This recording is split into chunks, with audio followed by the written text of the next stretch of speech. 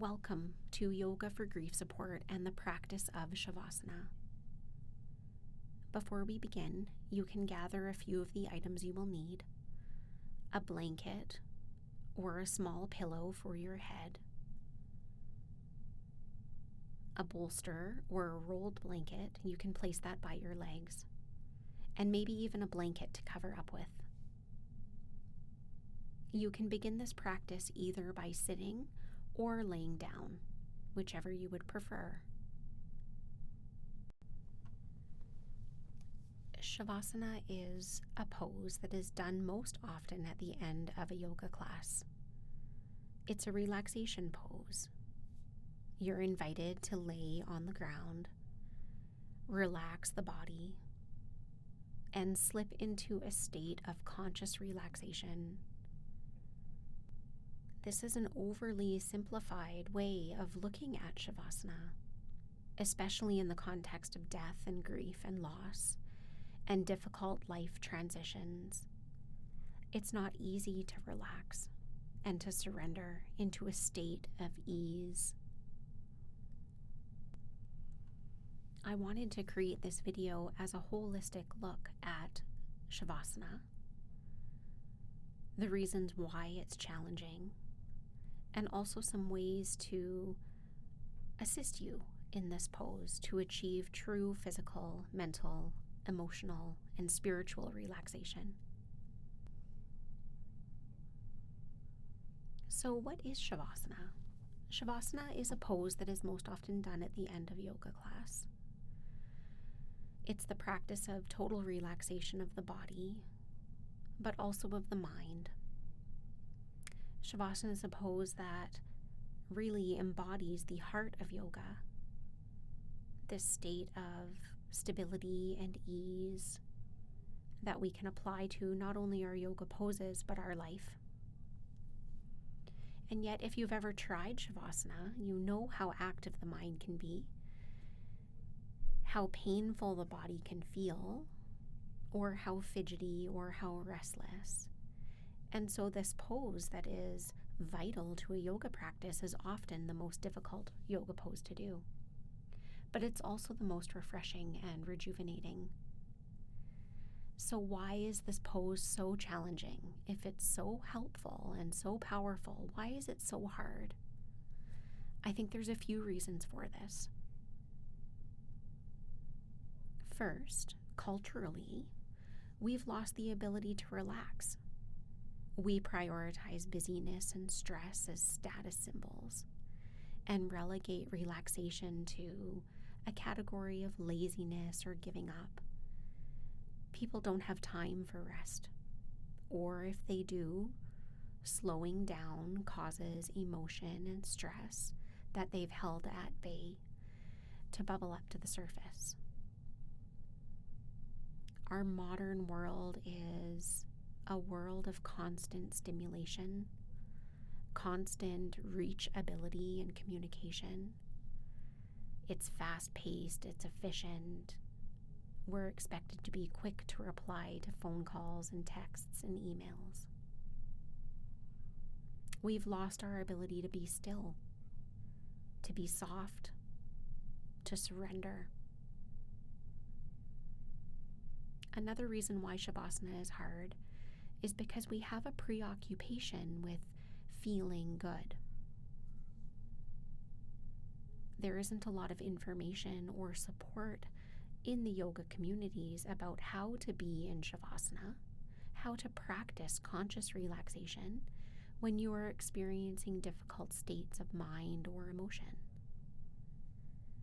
There's a misconception that if you're practicing being in the present moment, like we do in yoga class, you should automatically feel peaceful. And this just isn't the case. Oftentimes, and especially in the case of grief and loss, being in the present moment is wrought with emotion, wrought with challenges.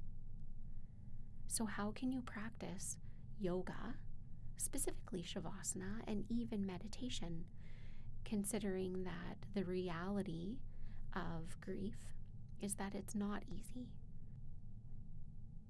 When we have a preoccupation with feeling good, we tend to avoid things that are painful. One of the reasons why Savasana is challenging is because the translation of the word Savasana means corpse pose. And I know for me in my own life, this translation was a bit of a trigger for me after I suffered a profound loss. Practicing corpse pose while I was facing death and grief up front seemed odd, at odds with my experience. And here again, something is lost in translation between the practice of Savasana as a holistic practice and how we've interpreted it in our modern culture. We tend to have a romanticized notion of death, that corpse pose is practicing dying, practicing letting go, practicing non-attachment. And perhaps it is all those things on some level, but it overly simplifies death and the profound effect that death has on the people left living.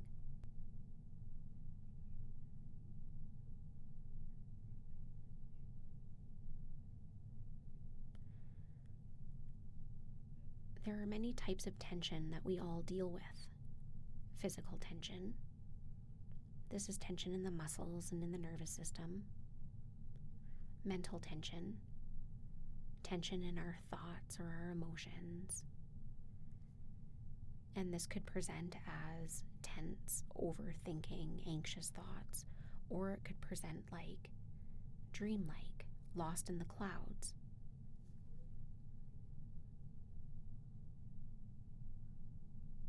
Emotional tension, volatility of emotions, and then the attachment or the detachment that we have to the emotions.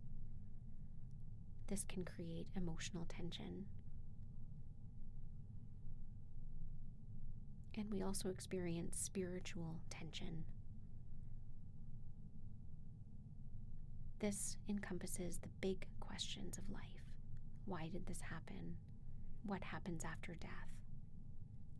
Where does a dead person go? All of these questions are spiritual in nature and create a tension within us. The mystery that nobody knows.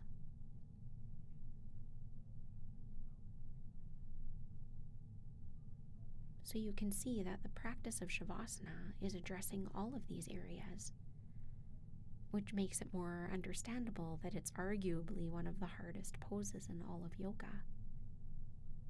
So we're going to explore all these types of tension. We'll look at how we contract around experiences, creating tension. And we'll look at how we can disentangle ourselves from it all.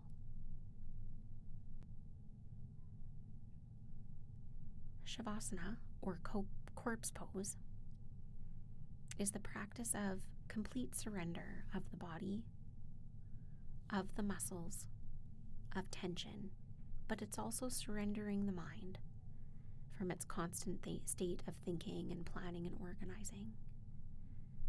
And this takes practice. It takes skills to achieve the focus required for conscious relaxation. But that's not the whole story. Yes, you're practicing complete surrender as you would if you were to die. But at the end of Savasana, when you get up and move, you're also practicing beginning again, starting new. And this can be a really helpful symbolic gesture of living your life with grief. I believe that this pose, being one that embodies the heart of yoga, needs to be taught just as deeply and just as thoroughly as headstand or arm balance or any of the fancy yoga poses that are out there. And that's what this video is about, a holistic Savasana that addresses comfort and stability in the body, but also in the mind and with the emotions. After this video, my hope is that you'll be able to incorporate Savasana into your practice, and not just at the end, as something that you can do at the start of your practice or in between yoga poses, or do it as a standalone practice. And even further to that, I hope that the essence of Savasana is one that you can weave into your life off your yoga mat as well. So, with that, if you're sitting, you can lay down.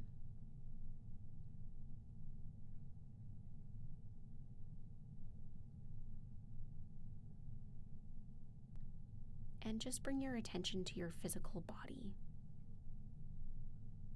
your physical form.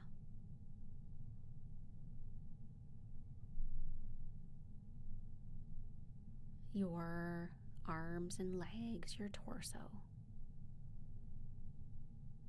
And just allow yourself to settle into the floor.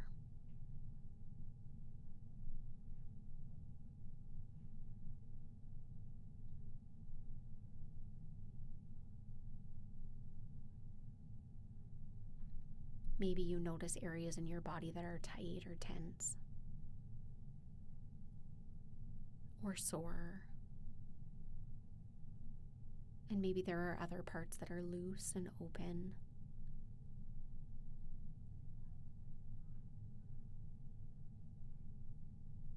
Feel your physical body.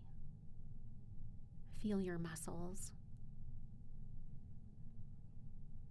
Feel your joints, your skin.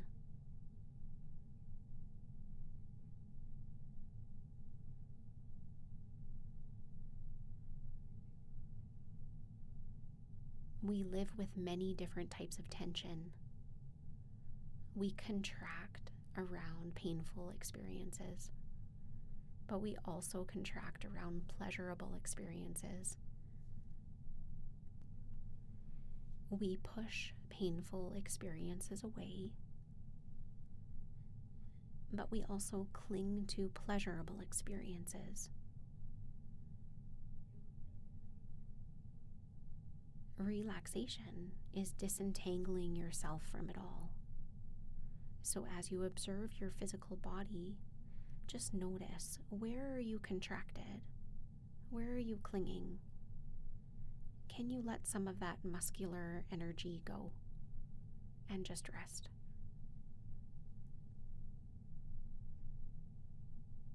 Shift now to notice your mental self. What thoughts or emotions are entering your mind?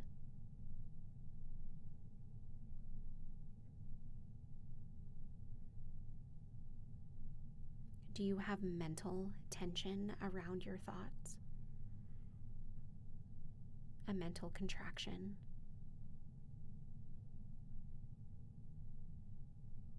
And you will notice that with zero judgment. You're simply noticing. What is your mental state like in this moment?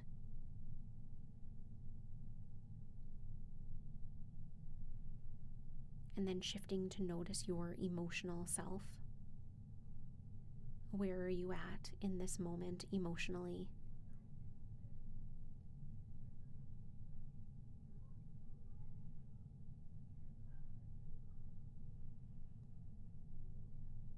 Relaxing any judgment, any attempt to be somewhere else emotionally. Are you able to be open with your emotions in this moment? Allow them to be.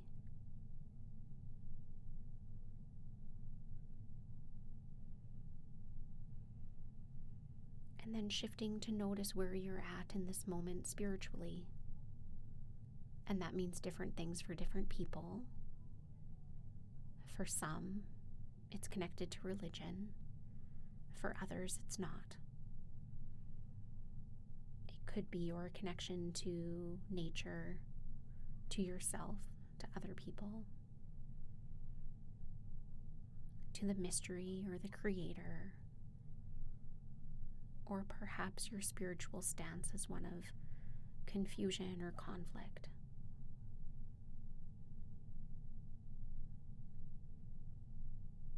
Are you experiencing spiritual tension?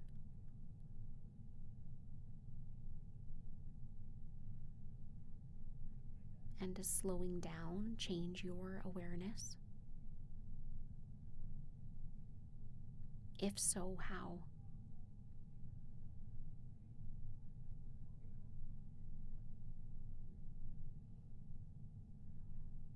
Without judgment,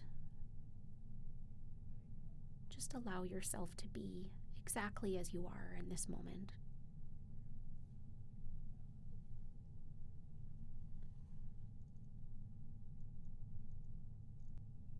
We're going to go back to the physical you. What is needed in Savasana for the physical body? Stability and comfort. You want to feel balanced and open. And so we'll explore that now. Notice how you're laying on your yoga mat. Do you feel like the right side and the left side of your body is balanced? Do you feel stable? What areas feel tense? Relaxed? There's no judgment, you're just noticing. What is your baseline as far as your physical body goes?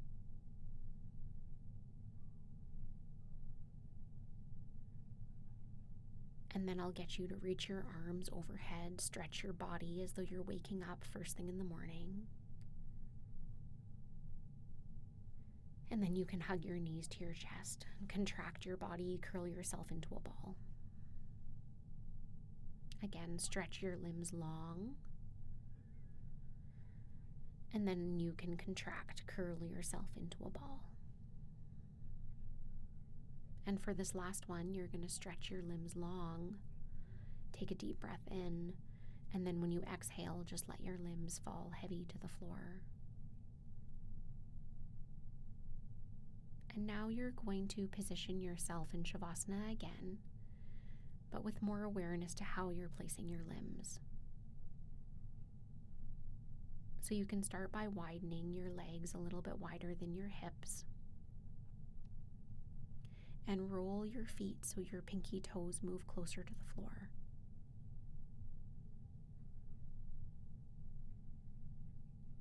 You can do the same things with your arms. Turn your palms to face the ceiling, and then widen the arms a little bit away from your body until you feel the shoulders release.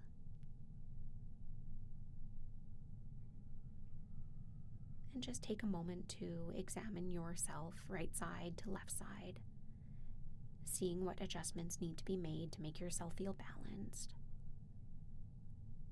If one limb feels tight, you can try moving it further away from the midline.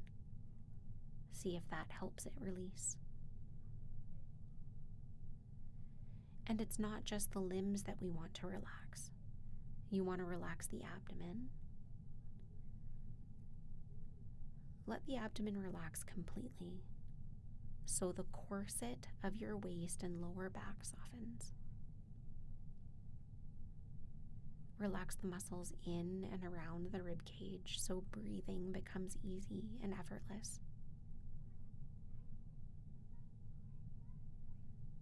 Relax all the muscles that got you here.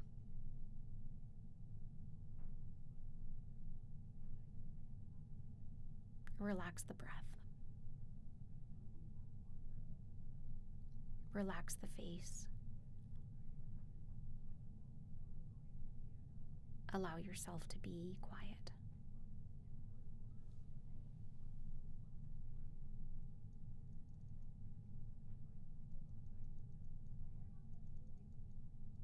Part of practicing Savasana is the commitment to remain still.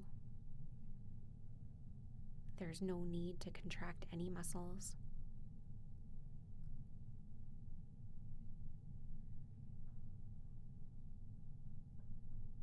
And we practice turning our attention from our external environment to our internal environment.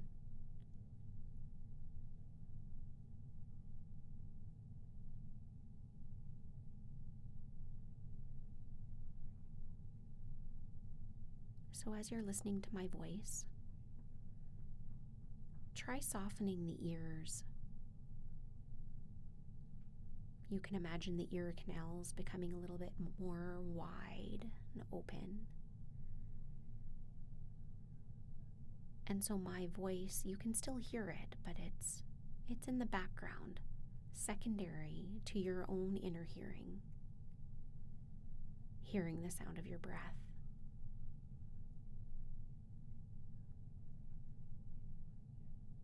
Hearing your internal state.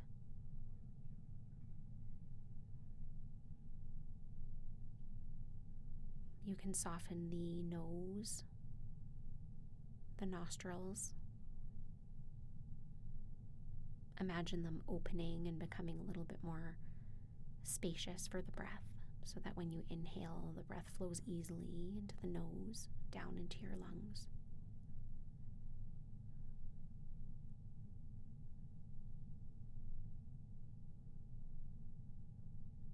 Your eyes, allow them to be really soft.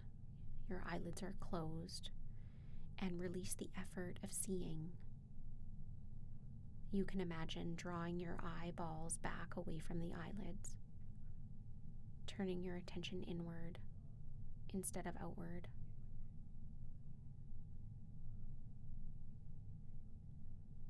And your mouth. Allow your tongue to be soft, your jaw released.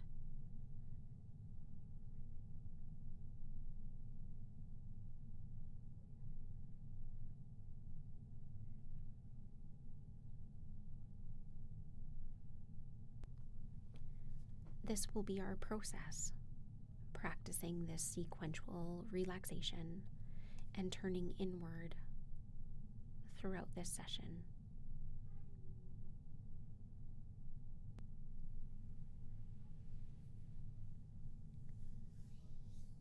Be intentional about noticing the feelings of physical relaxation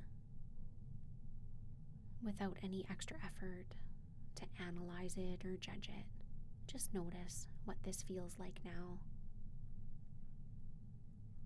Allow your attention to settle in on your toes and your fingers, and notice any sensation there.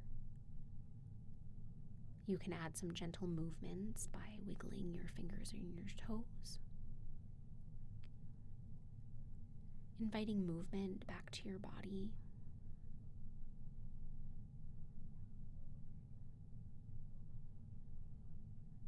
Understanding that this invitation of movement is symbolic of beginning again.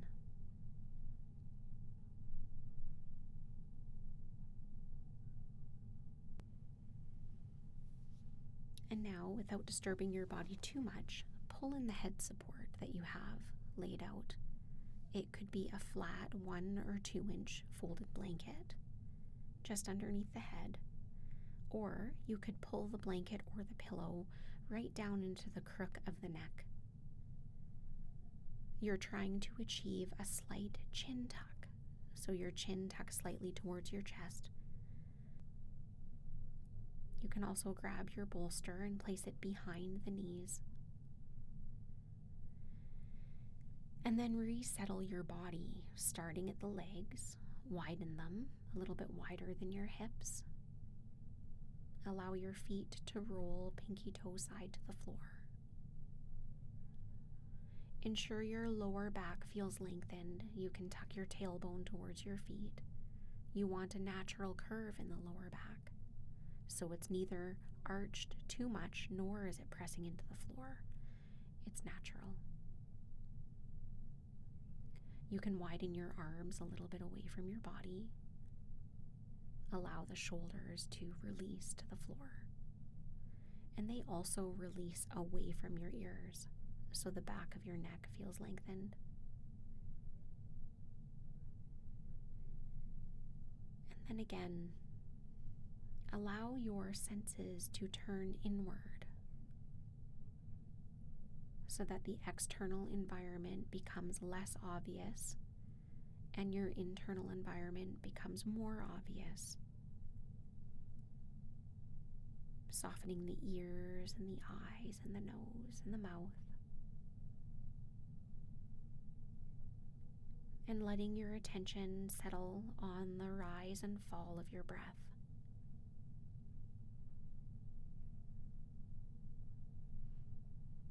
In this position with the head support and the knee support, notice if your physical body is more able to relax.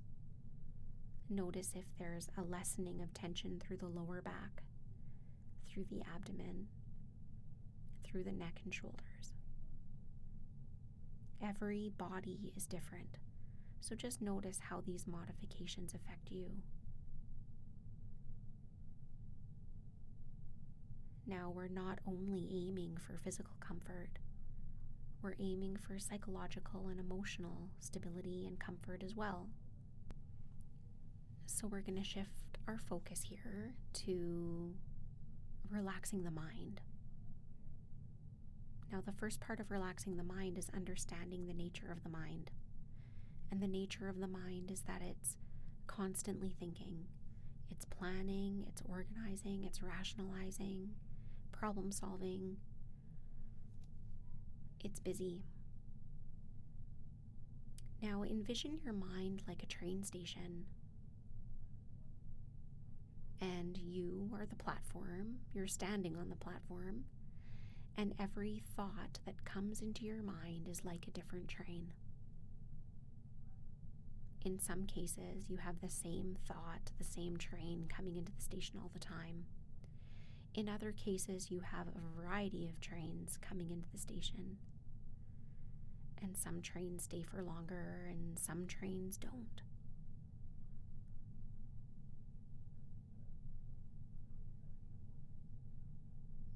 In Savasana, you practice, metaphorically, stepping back on the train station platform.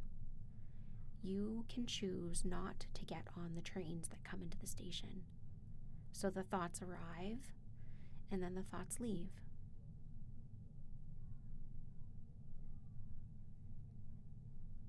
This is where the practice of Savasana becomes more challenging. Learning how to not get on the trains. Taking a step back on the platform. In some cases, this visualization of the train station is helpful. Another way to look at this is by using the breath. Every time you're inhaling, you know that you're inhaling. And every time you exhale, you know that you're exhaling. In this way, you focus the mind on one thing, the breath, not everything, all the thoughts.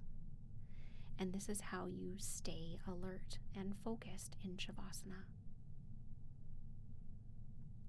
Savasana is not simply lying on one's back with a vacant mind and gazing off into space. It's a conscious alertness and meditation. Oftentimes, Savasana does end in sleeping. And if that happens, it probably means that you need the sleep. But remember, Savasana is a practice. And we practice managing all the thoughts, all the trains at our train station. So over time, it becomes easier to not get on the trains.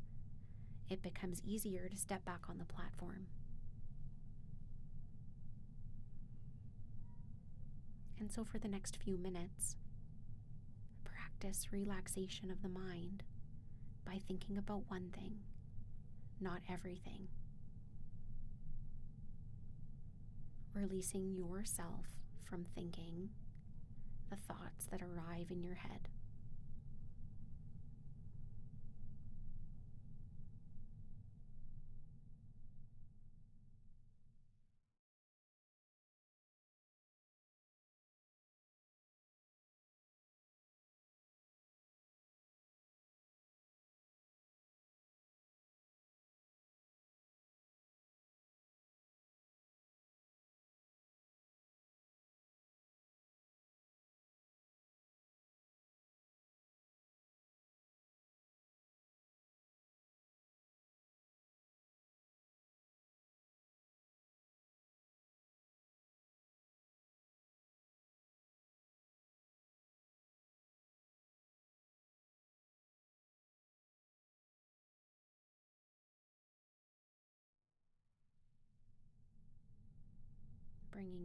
attention to your fingers and your toes. Noticing the sensations there before you gently start to wiggle them.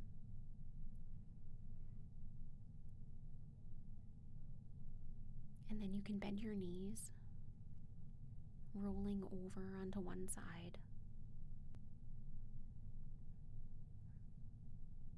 The pose here, laying on your side with your knees curled towards your chest, resembling the fetal position,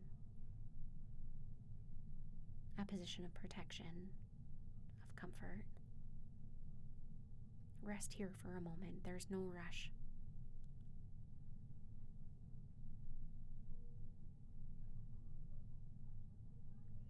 And as you're ready to push yourself up into sitting, use your hands to do that. Keep your head nice and quiet. It's the last thing to lift.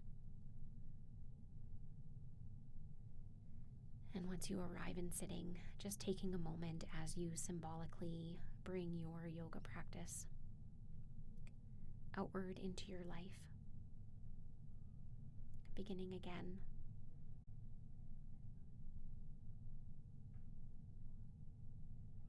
And now you can grab your bolster that was behind your knees and place it behind your back.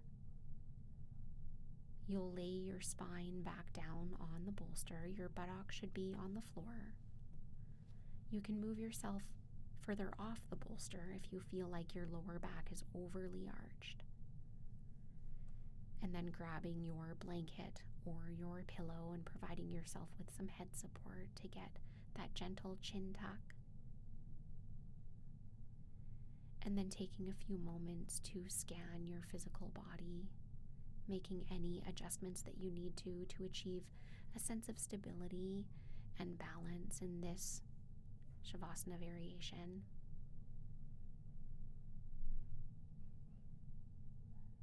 And then going back inward. In this position, your heart and your lungs are lifted and open, so it'll be a little bit easier to feel the breath. So notice where in your body you feel the breath most vividly. Is it in the coolness of the breath entering in through your nostrils? Or is it in the rise and fall of your chest?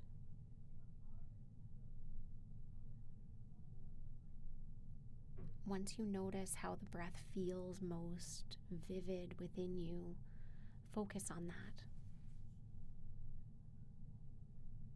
So that you're thinking of one thing, the sensation of breathing, not everything.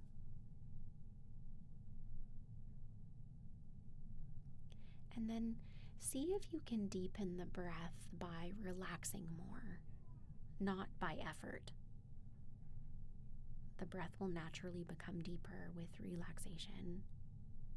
So see if you can relax the muscles around the rib cage, the muscles around the neck, the muscles of the throat, and see if your breath deepens through relaxation alone.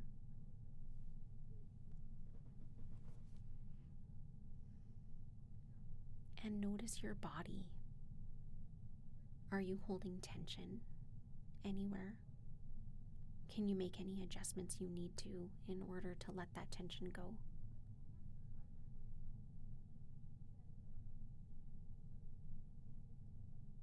The benefits of Savasana become more pronounced with repetition and practice.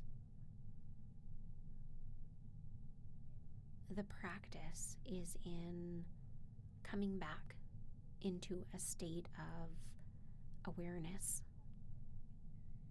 and relaxation, so that when life gets hard off the mat, you've had some practice here, where your body's supported, where you have the time and the space.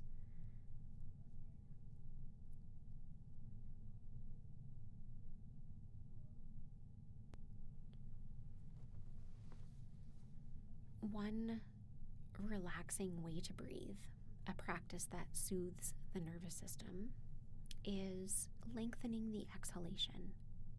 Again, this is to be done without any extra effort. But see if you can make the exhalation a little bit longer and a little bit slower than your inhale. If at some point you feel like you're grasping for your next in-breath, try shortening the combination. So maybe you inhale for 2 and you exhale for 3. You want this to be effortless effort.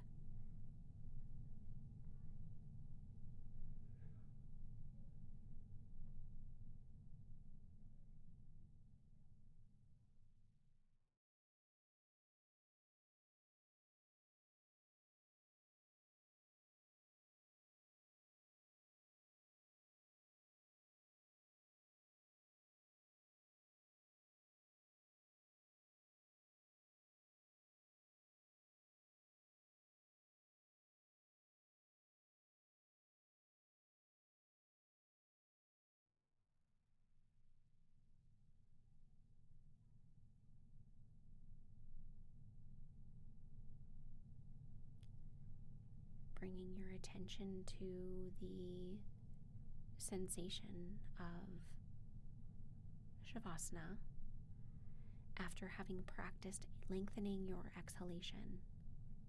How does the body feel now?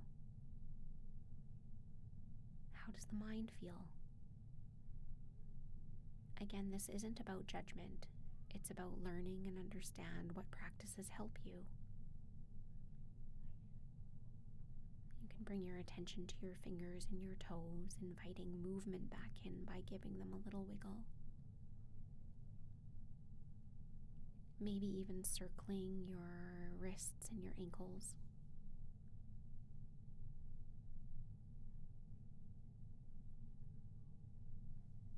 You can bend your knees and stand your feet on the floor.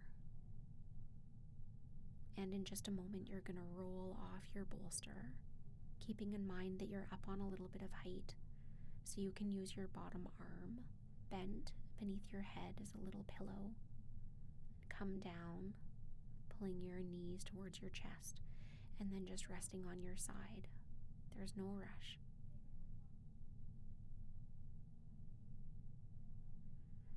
And then from your side, pressing up to sitting, making a minor adjustment in your props.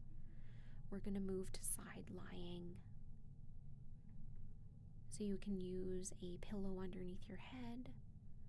You could use the folded blanket or the bolster between your legs. Taking Shavasana side lying is a really soothing position to be in, especially if you're feeling emotional or vulnerable. Ensure you're comfortable here. You could try curling your knees closer to your chest if you're feeling unstable.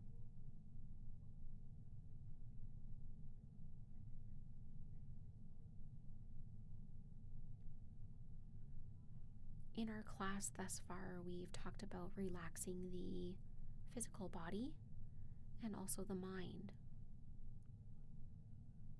But it's true that in some situations, compelling thoughts or compelling emotions come up that demand our attention.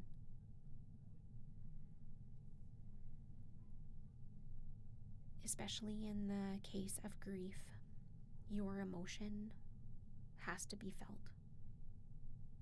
You have to feel it to heal it.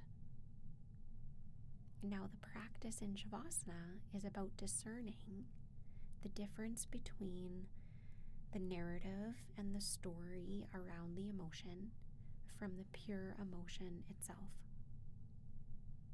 So going back to our train analogy, a train comes into the station and it's a compelling thought combined with a compelling emotion. And you notice the train approaching. You feel the emotion in your body. Still practice taking a step back on the platform and choosing not to get involved in the story around the emotion.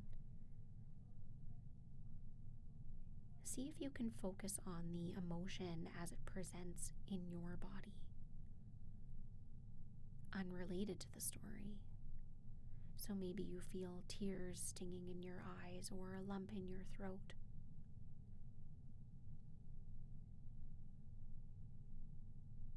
Without trying to change the emotion, can you enter into it and let it be exactly as it is? Oftentimes in Savasana, emotion comes up. You may find yourself crying, and that's not considered a problem. Savasana is a heart lesson. Your emotion is wanting to be felt. It's trying to tell you something. And over time and with practice, the more you allow yourself to feel, the less of a hold the emotion will have on you, the less contraction you'll have around the emotion.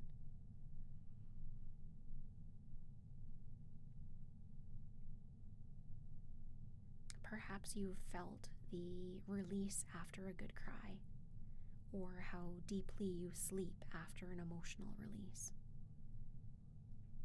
Emotional tension is one that we have to really learn how to work with when we're grieving. So if emotion comes up for you in Savasana, I invite you to feel the pure emotion. Don't get caught up in the story. That will likely create more tension in the mind.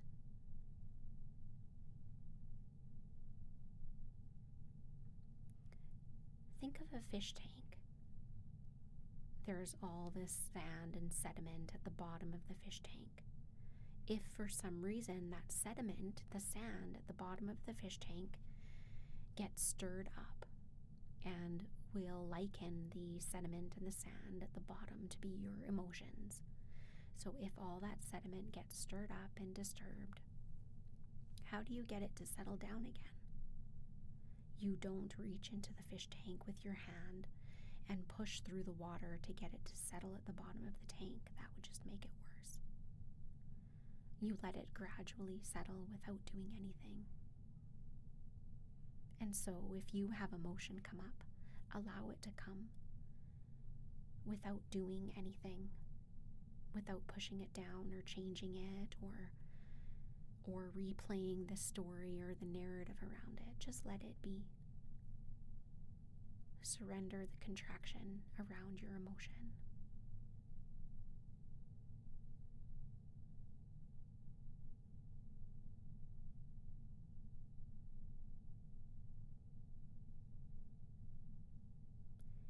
In just a moment, we will move from our side lying Savasana to one on the stomach.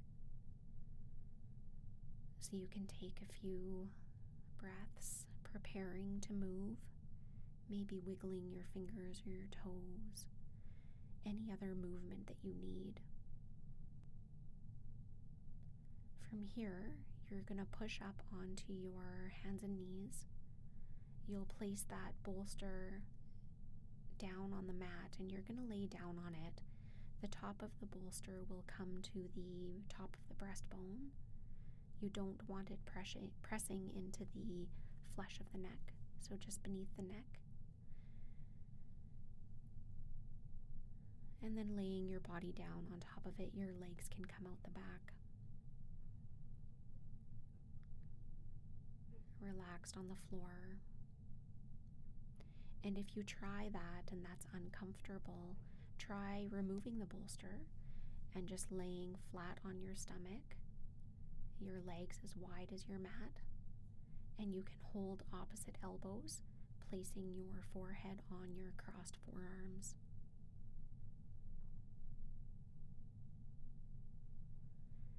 In this pose, starting with relaxing the physical body as we've done in all the previous poses, start at the feet. How do you need to adjust your legs in order for them to completely release? Can you relax your abdomen? You've got some feedback coming from the floor. So see if with every exhalation you can let the muscles of the abdomen relax a little bit more and a little bit more and a little bit more. And then soften the shoulders and the neck. Allow your head to be heavy. Moving into stillness. Making that commitment to be still. Understanding that there will be fluctuations in the mind and fluctuations in the emotions. And no matter what comes up, you have the ability to make a choice about how you meet each moment. Giving yourself the space that you need to be open to all parts of you, without judgment, without censorship.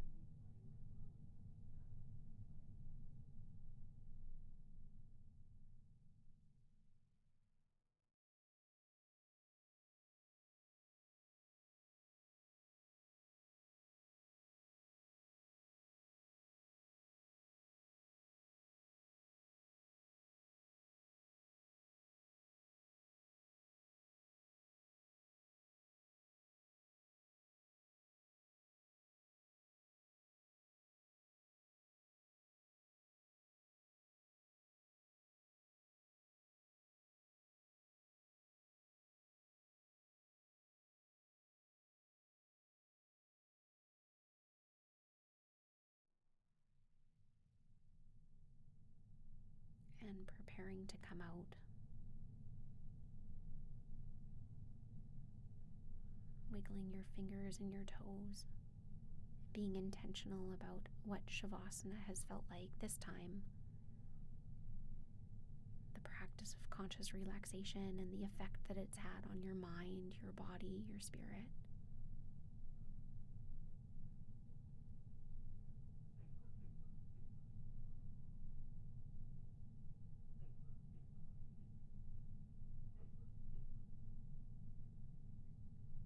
From your stomach, you'll push back into child's pose. Keeping your limbs heavy, your forehead supported either on the floor or on the bolster. Slowly beginning this process of beginning again, or continually reopening to life as it is in this moment. And this circle of ending and beginning is a major part of integrating your yoga practice into your life and feeling recuperated from it. It's also a huge part in ongoing resilience, dealing with life's ups and downs, and giving yourself the space to heal, and giving yourself the space to relax, because it's with relaxation that we give our body, our minds, and our spirits a chance to heal and to integrate all the changes and transitions that we've experienced. And extending gratitude towards yourself for exploring a holistic relaxation practice. Understanding that the integration of grief is in the heart, not the head.